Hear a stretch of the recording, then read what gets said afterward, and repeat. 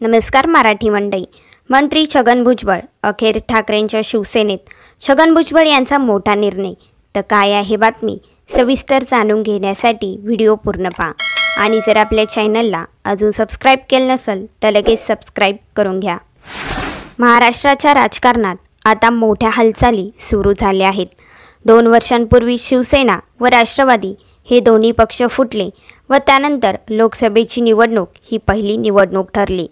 परंतु आता महाराष्ट्रातील एक दिग्गज नेते तसेच मंत्री छगन भुजबळ मोठा निर्णय घेण्याच्या तयारीत आहेत।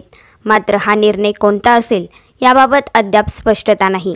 तर आता भुजबळ यांच्या समर्थकांनी एक रील्स व्हायरल केले असून यामध्ये भुजबळ हेच एकमेव संघर्ष योद्धा असल्याचे नमूद केले।